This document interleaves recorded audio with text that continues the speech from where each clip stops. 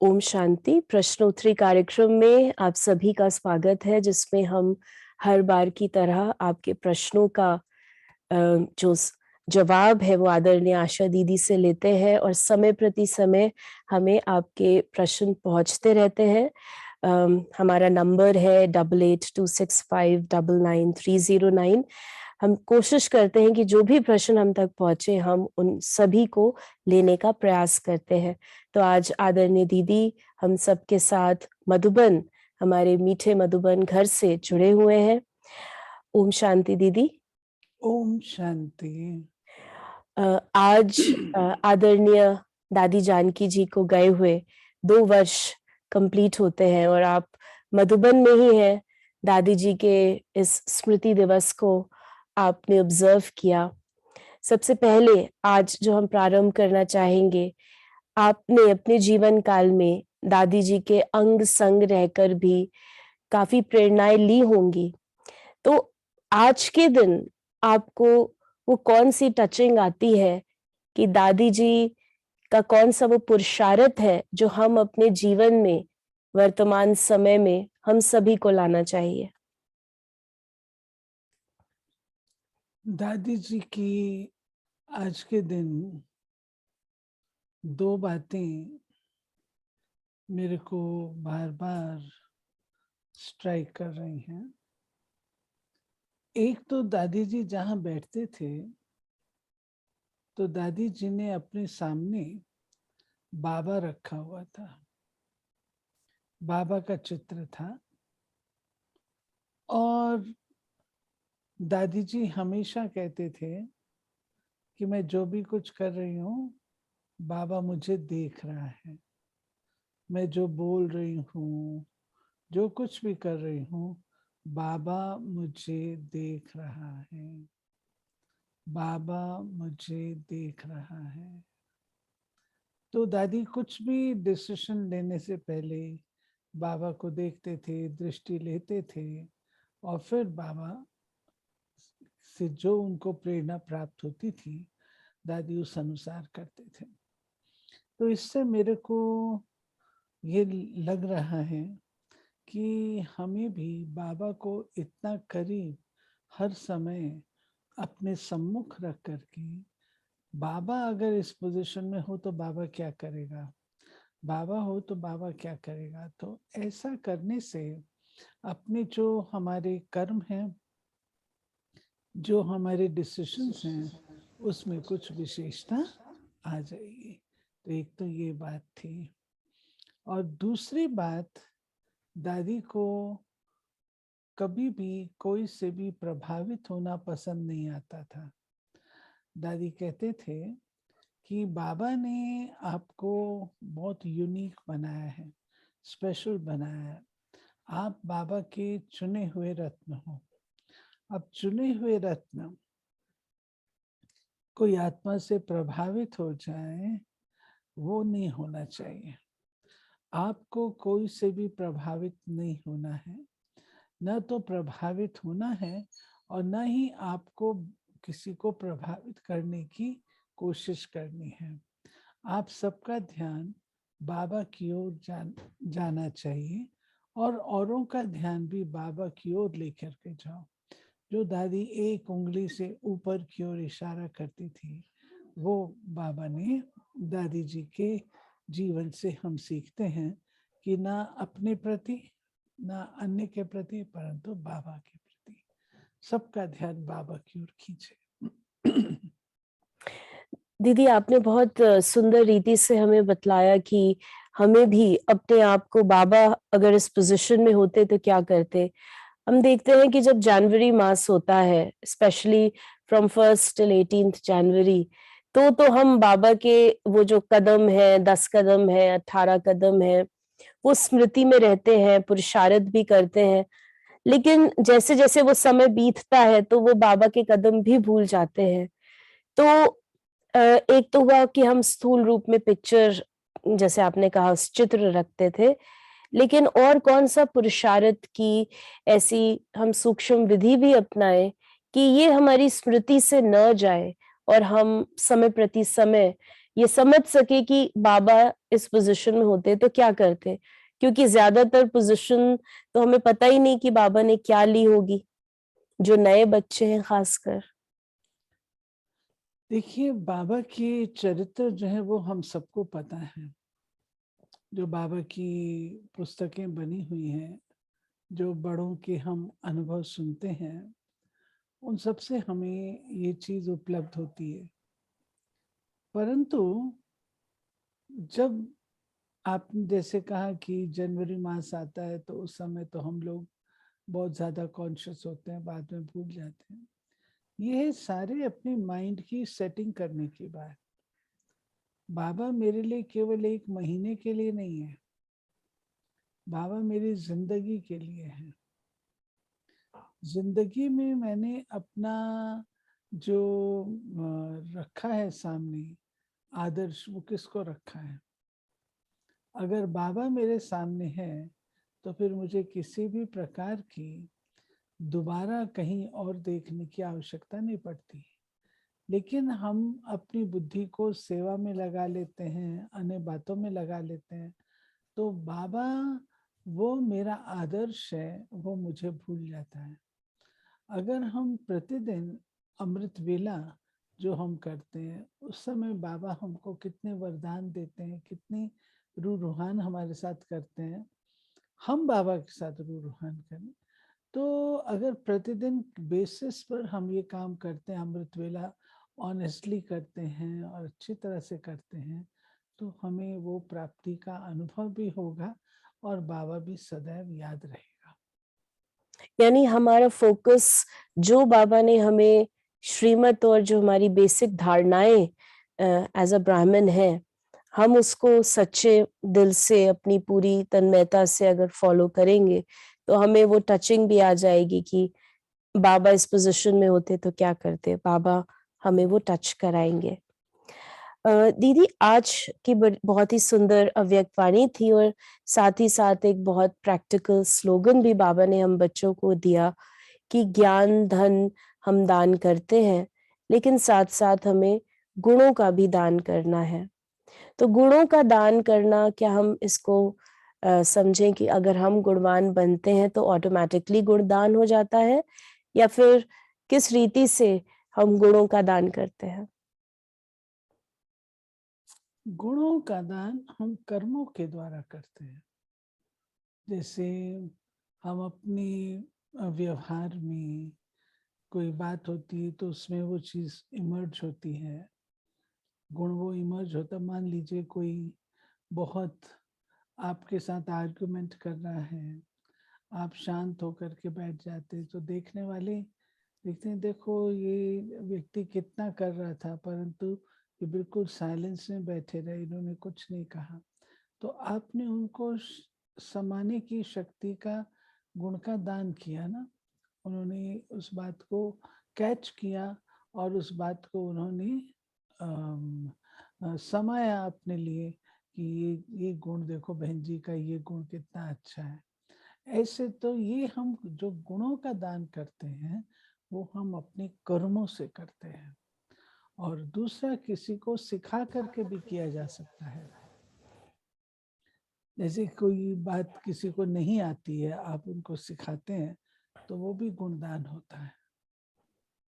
तो एक तरह से हम ये कह सकते हैं कि जब हम ज्ञान धन को अपने प्रैक्टिकल जीवन में लेकर आते हैं तो वो गुणदान बन जाता है। दीदी, हमारे पास कुछ प्रश्न आए हैं, हम उनको भी लेते हैं। ये एक बहन है, कुमारी है, इनका प्रश्न हम सुनते हैं, इंटरेस्टिंग सा है। तो कहती है, बाबा यज्ञ रक्षक हमें बोलते हैं, ओम शांति, तो इसका क्या मतलब है? अब इनका थोड़ा लंबा है, इनको कुछ फीलिंग्स भी आती हैं, ये सेवा केंद्र पर जाती हैं। जैसे मैं सेंटर पर सेवा के लिए जाती हूँ सुबह से शाम तक, मैं कुमारी हूँ, पर अगर मैं सुबह नाश्ता वहां करती हूँ तो वहां दीदी को पसंद नहीं, उनसे ये मुझे फील होता है। अब उन्होंने, दीदी ने कहा नहीं है, लेकिन ये कहती है मुझे ऐसा फील होता है कि पसंद नहीं। और ऐसी कई बातें सारा दिन में होती हैं जो इनके अंदर फीलिंग्स आ रही हैं, बता रहे हैं। तो क्या ये यज्ञ की रक्षा है और मुझे अपने को उस अनुसार ढालना चाहिए? क्योंकि मैं तो परिवार के रीति से समझ के सेवा करती हूँ, लेकिन ये सब देख के परायेपन का अनुभव होता है। प्लीज इसका उत्तर जरूर दे। मैं बहुत दिन से इस युद्ध में उलझ रही हूँ। तो है तो बहुत छोटी सी बात, सेवा केंद्र पर जाती है, सेवा करते हैं, लेकिन इनको फीलिंग आती है कि कुछ कुछ छोटी छोटी चीजें। तो इसको क्या कहेंगे दीदी, आप इसका निवारण बताएं, क्योंकि ये तो बहुत कहती है मैं युद्ध में हूँ। यज्ञ रक्षक अर्थात जो यज्ञ की महिमा है, जो यज्ञ की गरिमा है, जो यज्ञ की मर्यादाएं हैं, उनको बनाकर रखना, उनकी रक्षा करना, वो है यज्ञ रक्षक। यज्ञ रक्षक और कुछ नहीं, पहरेदारी की बात नहीं है, लेकिन यज्ञ रक्षक अर्थात यज्ञ की गरिमा को, यज्ञ के महत्व को हम बना करके रखें। अब बहन ने जो बात अपनी कही है, ये थोड़ी मेरे को लगता है कि बिल्कुल नई नई नॉविस जैसी है और इतनी अनुभवी नहीं है। अब ये आप सेवा करते हैं, इस मामले में अच्छा ये होगा कि आप अपनी बड़ी बहन से बैठ करके स्पष्ट कर लें। यदि वो उनको कोई ऐसे तो कोई दिक्कत नहीं होनी चाहिए, कोई बच्चा अगर नाश्ता कर रहा है तो उसमें तो कोई दिक्कत नहीं होनी चाहिए, कोई इसमें फर्क नहीं पड़ता। यज्ञ से 50 लोग स्वीकार, अन्नदान वैसे भी अच्छा माना जाता है, और आप तो सेवा करके वहां पर नाश्ता स्वीकार कर रहे हो, बिना उसके नहीं। और आप बिना उसके जा भी सकते हो, घर भी जा सकते हो, आपको फुल इंडिपेंडेंस है। आप घर से ला भी सकते हो, ये भी आपको इंडिपेंडेंस है। परंतु फिर भी जैसा अन्न वैसा मन, यज्ञ का खा के ताकत भी आती है। तो आप अपनी बड़ी दीदी से बैठ करके स्पष्टीकरण लो आराम से। दीदी ऐसे ऐसे मेरे को फील होता है, तो वो आपको स्पष्ट कर देंगी। और जो छोटी छोटी बातें जो आपके सारे उसमें आती है ना, वो एक बारी आप अपने बड़े दीदी से बैठ करके स्पष्टीकरण ले लो, ताकि वो जो आपको फीलिंग आती है, ये आपका हेजिटेशन है जो आप अपने बड़े दीदी से बातचीत नहीं कर पाते हो, कम्युनिकेशन पूरा नहीं है जो आप बात नहीं कर पाते हो, तो कम्युनिकेट करो उनके साथ। आपकी बड़ी दीदी आपकी दीदी है, आप प्यार से बैठ करके उनसे बात करो, उनसे गाइडेंस ले लो, फिर आपको ये सब बातें उलझाएंगी नहीं, सरल हो जाएगा। यानी उनको वो परायापन ना लगे, उनको अपना घर लगे। लेकिन साथ साथ दीदी हम ये भी कहते हैं कि ये घर नहीं यज्ञ है, तो इसको भी आप थोड़ा डिफाइन करें, क्योंकि हम कहते तो देखिए, हैं कि ये घर है, लेकिन घर के साथ साथ भी हम कहते हैं ये घर नहीं है, ये यज्ञ है बाबा का। देखिए घर में हर बात को हर बैकग्राउंड से ठीक कॉन्टेक्स्ट में समझना होता है। ये हमारा घर है, हमने मरना जीना, जो समर्पित है उनकी बात है, हमने मरना जीना सब यहीं पर है, यही हमारा घर है, यही हमारा संसार है। लेकिन दूसरे भाव से, जैसे घर में लोग मनमानी करते हैं, जब उठे कोई पूछने वाला नहीं है, आप चाहे 7 बजे उठ रहे हैं चाहे 8 बजे उठ रहे हैं, आप नहा रहे हैं 10 बजे, कोई आपको पूछने वाला नहीं। तो यज्ञ में तो ये नहीं चलता है ना, उस भाव से कहा जाता है कि ये घर नहीं है, ये यज्ञ है। यज्ञ माना आपको नियम मर्यादा का पालन करना है, और घर में तो ऐसा कोई डिसिप्लिन होता नहीं है। तो ये चीज हम अच्छी रीति से समझें कि यज्ञ यानी बाबा का बाबा के जो नियम है, श्रीमत है, उस अनुसार हमें चलना है। लेकिन हम भी बाबा के हैं, तो ये हमारा घर भी है और कोई हमारी दूसरी दुनिया नहीं है। हम आशा करते हैं कि उनको क्लैरिफिकेशन मिला होगा। एक और प्रश्न हमारे पास है कि दिव्यता का वास्तविक अर्थ इसे स्पष्ट करें। दिव्यता क्या है? दिव्यता है प्योरिटी प्लस रॉयल्टी, जहाँ पर आपके टोटल प्योर हैं आप, और आपकी नेचर में रॉयल्टी दिखाई देती है। रॉयल्टी है, मान लीजिए हम वाणी की रॉयल्टी लेते हैं, तो वाणी की रॉयल्टी में यह है कि आप कम बोलेंगे, धीरे बोलेंगे, मीठा बोलेंगे, सोच के बोलेंगे, और जितना अप्रोप्रिएट है उतना ही बोलेंगे, उससे ज़्यादा नहीं बोलेंगे। ये सब चीज़ें हैं। जहाँ बोलना चाहिए वहाँ बोलेंगे, नहीं बोलना चाहिए नहीं बोलेंगे। तो प्योर प्लस रॉयल, मैनरिज्म्स में रॉयल्टी वो दिखाई देनी चाहिए। और ये दिखती है जितना जितना हमारे अंदर भोलापन आता जाता है, इनोसेंस आती जाती है, विकारों की इनोसेंस होती जाती है, उतना उतना हम ये रॉयल्टी दिखाई देगी, प्योरिटी दिखाई देगी। और royalty, purity is royalty also. यानी हमारे अंदर एक प्रकार से स्वच्छता हो आत्मा की, लेकिन साथ साथ वो स्वच्छता हमारे मैनर्स में भी दिखे, बिहेवियर में भी दिखे, तो उसको हम कहेंगे कि ये दिव्यता है। लेकिन दीदी जब हम स्वच्छ बनेंगे तो नेचुरली हमारे मैनर्स अच्छे ही हो जाएंगे, राइट? हाँ, वो भी है, लेकिन उसमें भी थोड़ा तो देखिए, जैसे रॉयल फैमिलीज होती हैं, तो रॉयल फैमिलीज में जब कोई क्राउन प्रिंस बनने वाला होता है, तो उसको फिर भी थोड़ी बहुत शिक्षा तो दी जाती है ना, उसको कैसे चलना है, सभा के साथ कैसे चलना है, दरबारियों के साथ कैसे चलना है। ऐसे ही कोई भी होता है, प्राइम मिनिस्टर बनते हैं, प्रेसिडेंट बनते हैं, तो उनको वो थोड़ा सा दिया तो जाता है ना, उस हिसाब से। यानी हमारे अंदर वो स्वच्छता तो आती है, लेकिन साथ साथ ये मैनरिज्म्स हमारे बिहेवियर में भी हम उसको और रिफाइन करते जाएं, क्योंकि कई बार हम कलयुग के या पुराने अपने संस्कारों के प्रभाव में भी आ जाते हैं।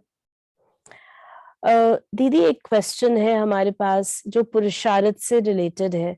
जैसे ओआरसी में भी भट्टियां होती हैं, मधुबन में भी भट्टियां होती हैं, और ये क्वेश्चन है कि जब हम संगठन में रहते हैं तो पुरुषार्थ अच्छा होता है, पर जब हम अकेले रहते हैं, घर में रहते हैं, उमंग उत्साह नहीं होता, पुरुषार्थ उतना अच्छा नहीं होता। तो ऐसी रीति में, ऐसे सिचुएशन में हम क्या करें?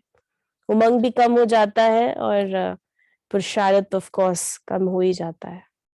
इसीलिए बाबा ने हमें क्लास बताई है, ये क्लास में जाना जरूरी है। अगर हम ऑनलाइन सुनते हैं तो हम अकेले में हैं, परंतु जब हम संगठन में बैठते हैं, क्लास में जाते हैं, देखते हैं, अच्छा ये भी आया, ये भी आया, ये भी आया, ये इससे अच्छा है, ये इससे अच्छा है, तो मेरे को इससे भी अच्छा बनना है। जब इस प्रकार से होता है तो फिर फर्क पड़ता है। संगठन का असर तो होता है। बीच बीच में हमको प्रोग्राम बनाना भी चाहिए जो कि हम संगठन में जाएं, और संगठन की जो भट्टियां होती हैं, संगठन के क्लासेस होती हैं, उनको हमको मिस नहीं करना चाहिए। कई बार जैसे माताएं हैं जो, या कुछ ऐसी सिचुएशंस होती है जो घर से नहीं निकल पाते, तो ऐसे में जो आजकल ऑनलाइन की फैसिलिटी है, क्या उससे अपने को संगठित संगठन से जुड़ा हुआ महसूस कर सकते हैं? वो कम होता है, कम होता है, क्योंकि आप इंडिविजुअल ही बैठे हुए होते हैं, इकट्ठे तो होते नहीं, इसलिए उसमें वो कम फील होता है। नहीं, क्लास में जाना चाहिए, परिवार की फीलिंग लेनी चाहिए, फर्क पड़ता है। दीदी जैसे आज बाबा ने हमें वरदान में कहा था कि प्लेन बुद्धि बन के सेवा के प्लान बनाओ, और सेवा और योग साथ साथ हो। तो इसे भी आप थोड़ा सा बताएं, क्योंकि जब हम सेवा की बात करते हैं तो काफी सोच चलता है उस समय। प्लान सेवा अर्थात प्लानिंग हो, थॉट्स हो, हम एक्यूरेसी की बात करते हैं, लेकिन बाबा ने कहा कि प्लेन हो और साथ ही साथ योग भी हो, दोनों एक साथ हो। प्लेन हो और बाबा ने जो आज हमें कहा कि सेवा सेवा में सेवा और योग दोनों ही साथ साथ हो, इसके लिए प्लेन बुद्धि बनकर सेवा का प्लान बनाओ। प्लेन बुद्धि अर्थात कोई भी बात बुद्धि को टच नहीं करे सिवाय निमित्त और निर्माण भाव के। हद के नाम, हद का मान नहीं, लेकिन निर्माण। ये कई कई बार होता है ना, ये मेरा प्रोजेक्ट है, मैं ये प्रोजेक्ट बना रही हूँ, ये मुझे करना है और मेरा इसमें शो होगा, मेरा नाम होगा।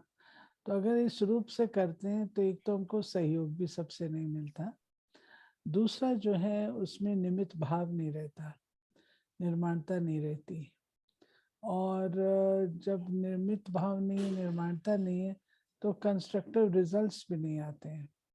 इसलिए बाबा कहता है कि प्लेन बुद्धि अर्थात निस्वार्थ भाव, बेहद भाव, निर्माण भाव, ये सब रख करके फिर प्लान बनाओ। और उसमें हदें टूट जाती हैं, स्वार्थ टूट जाते हैं। और योग का बाबा ने जो खास कहा है ना, योग का ये इम्पोर्टेंट चीज है। और वर्तमान समय ये योग का ही कार्यक्रम जो है वो ज्यादा सफल होगा, क्योंकि अब समय बदल गया है। और वाणी की सेवा बहुत हुई, लेकिन अब जो है योग के द्वारा, वाइब्रेशन के द्वारा से। दीदी इसमें जैसे अभी सेवा की, जब हम पुरुषार्थ की तो अभी हमने बात करी, सेवा में जब किसी को कोई जिम्मेवारी दी जाती है, आप भी बहुत जिम्मेवार, बाबा ने आपको बनाया है, जिम्मेवारी का ताज होता है, तो नेचुरल है कि बहुत ज्यादा विचार चलते हैं, प्लानिंग्स चलती हैं, और उस समय ये थॉट तो आता है कि भाई ये मेरी जिम्मेवारी है, मुझे तो करना ही है। तो वो बैलेंस की हम, मेरी जिम्मेवारी है लेकिन फिर भी मैं निमित्त हूँ, तो ये आप कैसे बनाते हैं या कैसे बनाना चाहिए?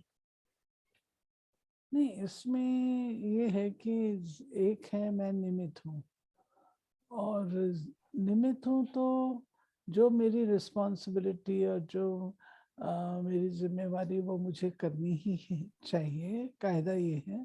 इसीलिए मैं निमित्त हूँ, बाबा ने मुझे इसीलिए रखा है ताकि मैं अपनी रिस्पॉन्सिबिलिटी को निभाऊं। लेकिन कहाँ पर अगर मैं अपनी रिस्पॉन्सिबिलिटी को नहीं निभाती हूँ प्रॉपरली, तो वहाँ पर मेरे को कॉन्शियस बाइट भी करेगी। तो इसलिए ये ज़रूरी है कि मैं निमित्त भाव रखूं और साथ साथ जो है अपने आप को लाइट भी रखें। जहाँ तक हो सके करेंगे, नहीं होगा तो छोड़ देंगे। उसमें क्या है, समझेंगे कि नहीं हुआ, अभी टाइम नहीं है, अप्रोप्रिएट नहीं है। हम्म। अपने आप को डिस्टर्ब नहीं कर। जी दीदी। दीदी आज एक और बहुत ये पहले आया है प्रश्न, लेकिन बड़ा ही इंटरेस्टिंग क्वेश्चन है, क्योंकि आज दादी के संदेश में भी था कि सफल करो, सफल बनो।